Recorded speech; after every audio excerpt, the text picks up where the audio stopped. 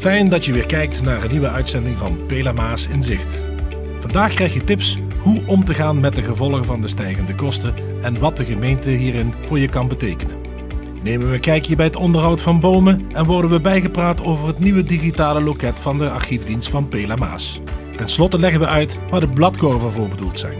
Maar eerst onze afvalinzamelaars. Hoe ziet hun dag eruit? Wat komen ze allemaal tegen met jouw gescheiden afval? En we zien hoe belangrijk het is om het afval goed gescheiden aan te bieden.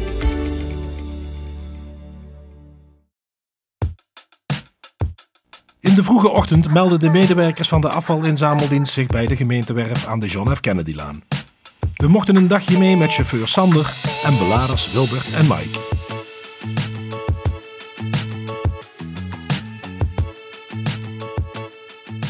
Het scheiden van afval is belangrijk, omdat afval is grondstof en dingen die je apart inzamelt kun je dan ook weer recyclen. Van glas maak je weer glas, van oud papier kun je weer nieuw papier maken en heb je geen bomen nodig. De P&D wordt uit elkaar gehaald en van bepaalde soorten plastic kun je weer nieuw plastic maken. Dus het is belangrijk om afval te scheiden en daarbij is het dan ook nog zo, alles wat je scheidt is vaak goedkoper als hij naar de verbrandingsoven gaat, dus als het restafval weggaat. Dus het scheiden levert ook nog financieel voordeel op. Ja, de collega's zijn eigenlijk de oren en ogen binnen de gemeente. Dus zo kunnen we ook weer sneller inspelen op andere dingen binnen de organisatie. Zoals een lantaarnpaal die stuk is bijvoorbeeld. Ja, dat kunnen we dan weer gelijk meenemen en hier op de buitendienst meenemen voor het desbetreffende team.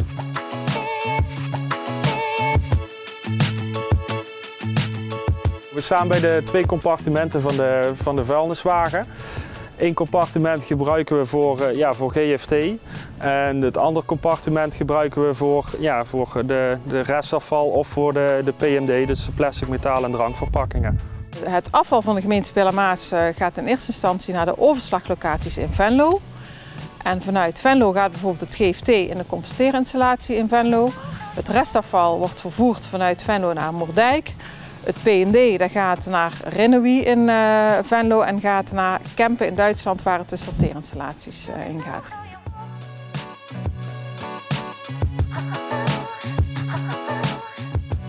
Welke vreemde zaken ben je wel eens tegengekomen bij het scheiden? Barbecuekolen, als die warm zijn of lijken uit te zijn, het kan zomaar zijn dat op het moment dat er weer nieuwe lucht bij komt, ja, dat die kolen toch min of meer weer een beetje aanwakkeren, zeg maar. Maar ook een fietsaccu. Een fietsaccu die kan ontploffingsgevaar veroorzaken, waardoor dat er brand kan ontstaan in de wagen, wat we dus in het verleden ook wel eens gehad hebben. Ja, we komen ook wel eens tegen dat er in de GFT-container puin in zit, dus stenen, cement, noem maar op. Dat kan dus ook schade veroorzaken aan onze wagen, want daar zijn ze gewoon niet voor bedoeld. Bekijk de afvalwijzer op onze website als je wilt weten waar welk afval in moet bij het ophalen en wegbrengen van afval.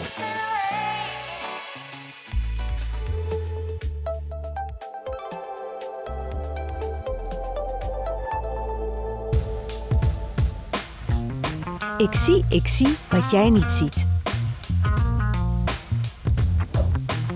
4 ogen zien meer dan 2. Ook jij komt vast wel eens iets tegen dat je graag aan ons wilt doorgeven omdat het opgelost moet worden.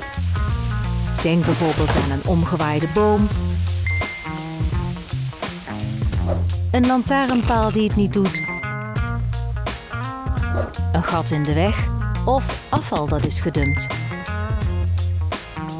Onze medewerkers van de buitendienst zien veel, maar niet alles. Daarom hebben we jouw hulp nodig en zijn we blij met elke tip. Om eenvoudig iets te melden gebruiken we nu de Mijn Gemeente-app. Hiermee kun je gemakkelijk 24/7 en snel een melding doen. De telefoon bepaalt meteen de juiste locatie en je kunt een foto meesturen. Handig toch? Jouw melding komt dan rechtstreeks binnen bij de planner van de buitendienst of bij een medewerker van toezicht en handhaving. Zij gaan meteen aan de slag. En ook fijn, we laten je weten wat we gaan doen en wanneer het is opgelost. Bij een anonieme melding ontvang je natuurlijk geen bevestiging en updates over je melding. Download de Mijn Gemeente-app in de Apple Store voor iOS of in de Play Store voor Android. Je kunt ook altijd gebruik maken van het formulier op www.peelenmaas.nl/melding of contact opnemen met het klantcontactcentrum via 077 306 6666. Wij zijn blij met jouw tip. Samen zorgen we voor een schone en veilige omgeving.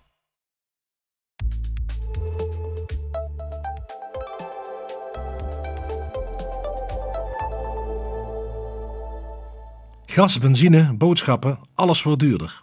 Met de fors gestegen prijzen hebben steeds meer huishoudens moeite om rond te komen. Het is belangrijk om niet met geldzorgen rond te blijven lopen, maar om hulp te vragen.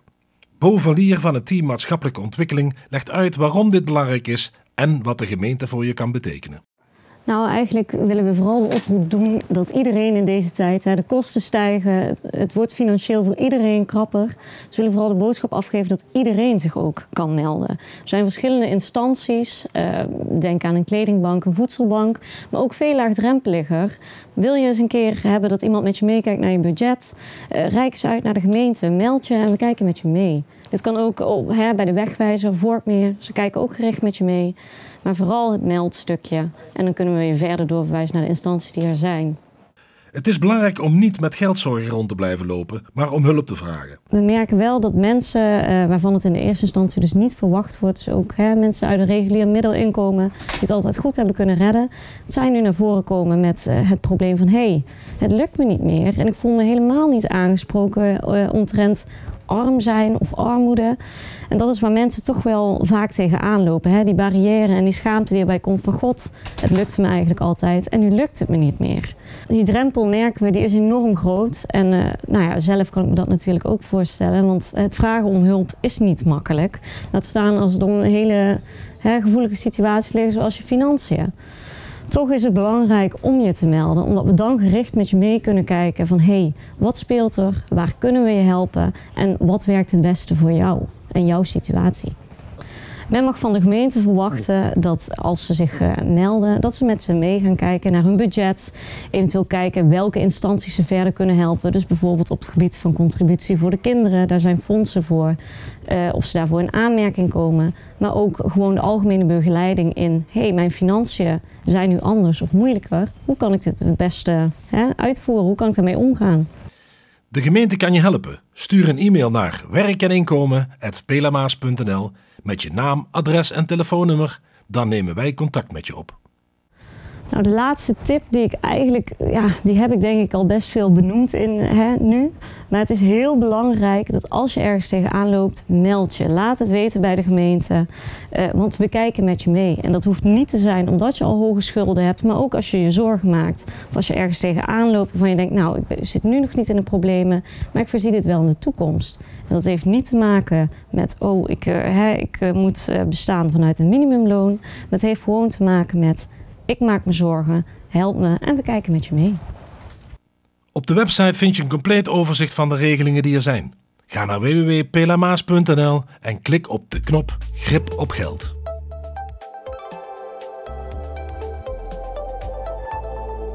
Pelamaas wordt steeds groener, alhoewel de bomen kleuren dit jaar wel eerder al oranje en de bladeren vallen dit jaar ook al wat eerder van de bomen. Hoe houden we zicht op al die bomen in Pelamaas? We spreken hierover met Pim Hille, adviseur wijk, natuur en landschap. De gemeente heeft ruim 35.000 bomen in beheer.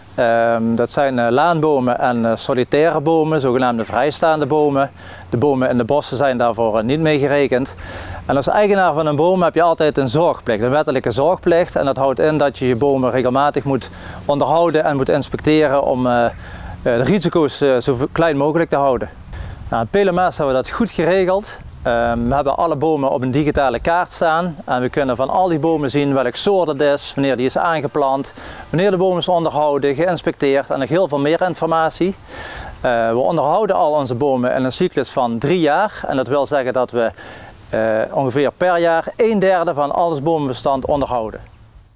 Het onderhoud wordt in een aantal stappen uitgevoerd. Als eerste stap vindt de inspectie plaats. Een boomdeskundige loopt dan alle bomen na en onderzoekt de boom op veiligheid, maar onderzoekt ook of de boom een snoeibehoefte heeft. Nou, en als laatste wordt er een onderhoudsprogramma klaargezet en wordt ook het daadwerkelijke onderhoud uitgevoerd. Nou, dat onderhoud dat wordt gedaan door onze eigen buitendienst of door externe aannemers. Nou, zij gaan ook met die digitale kaart naar buiten en die kunnen precies zien op de kaart welke bomen gesnoeid moeten worden en wat met welke boom moet gebeuren. Nou, het onderhoud van de bomen is dus een flinke klus, maar dat hebben we er heel graag voor over. Want bomen zijn natuurlijk heel belangrijk. Ze zijn belangrijk tegen de strijd van klimaatverandering. Ze zijn belangrijk voor de biodiversiteit en ze hebben een positieve invloed op de gezondheid van mensen.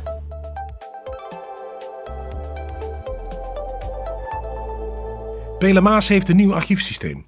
Toos Willems is archivaris en vertelt erover.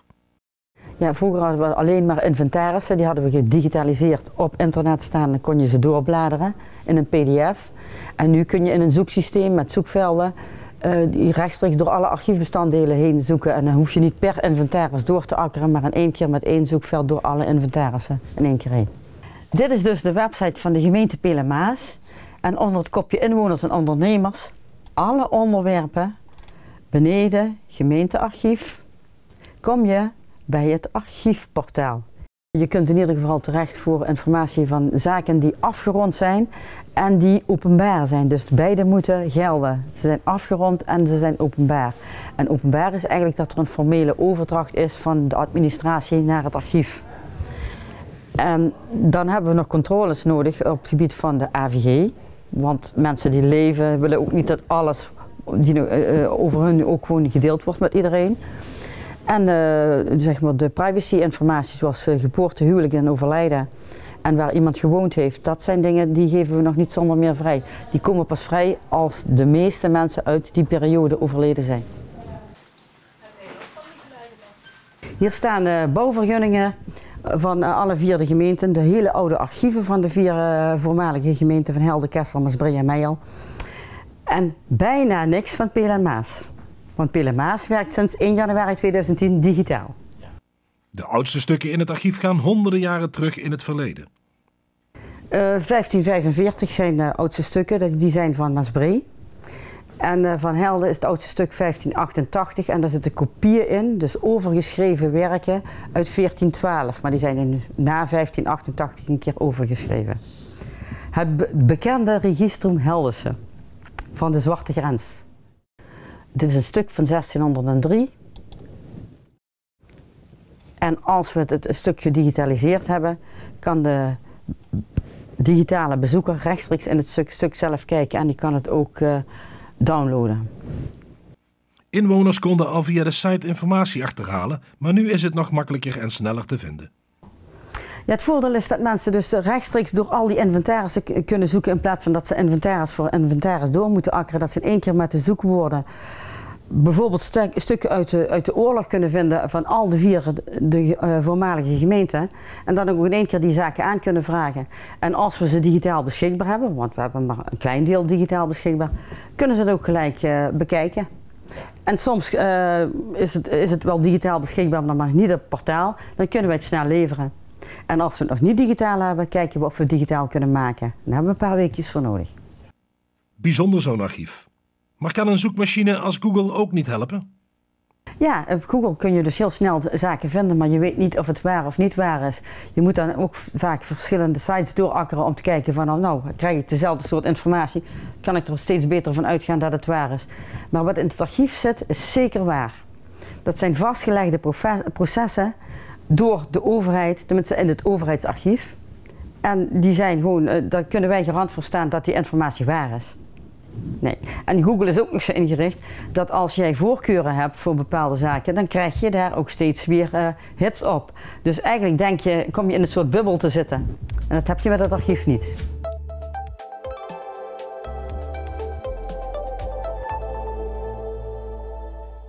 Het is herfst en de bladeren vallen van de bomen. Daarom staan er op veel plekken in de gemeente bladkorven. Nou, bomen kunnen ook wel wat nadelen hebben. Bijvoorbeeld in de herfstperiode, dan laten de bomen alle bladeren vallen. En die bladeren vallen dan op de weg en op de stoep en bij mensen in de tuin. En om mensen daarin tegemoet te komen in de overlast, plaatst de gemeente bladkorven. Nou, onze inwoners mogen bladeren die van gemeentebomen afvallen in die bladkorven doen. Wij ruimen als gemeente ook zelf op. In de herfstperiode dan is onze buitendienst met bladblazers en veegmachines aan de slag om de straten schoon te maken.